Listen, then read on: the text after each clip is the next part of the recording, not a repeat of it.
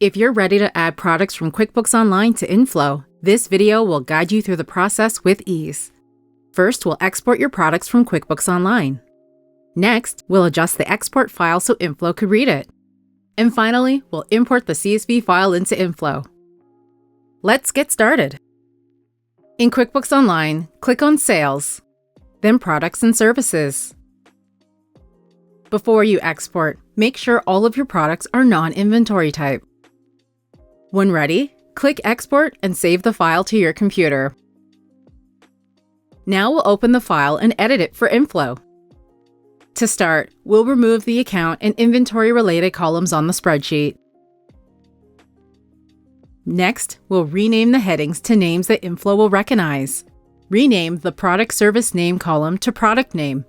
In the next column, change Sales Description to Description. You can leave the SKU column as is and rename Type to Item Type. And for the last column, change the heading to Default Unit Price. This will be the price you sell your products for, not the product cost. If you'd like to add costs, add a column to the spreadsheet and fill out the information for each product. Now that the headings are correct, we need to edit the Item Type column. For all physical products, enter stock products in this column. If you want to keep track of services or fees your company provides, type in Service. For physical products that your team owns but doesn't want to track inventory for, such as office or packing supplies, type in Non-Stock Product. If some of your products have serial numbers, add an additional column with the heading Track Serials.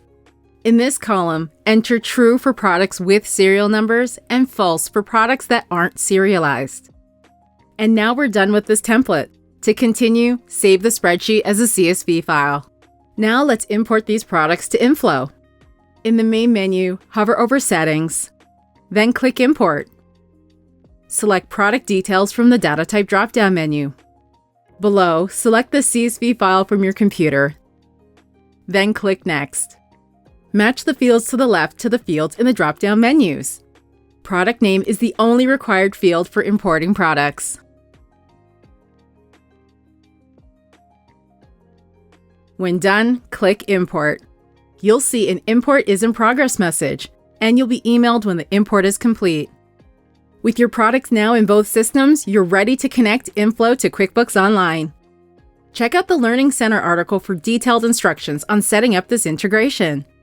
If you have any questions, get in touch with the inFlow team. You can find contact details below. Thanks for watching.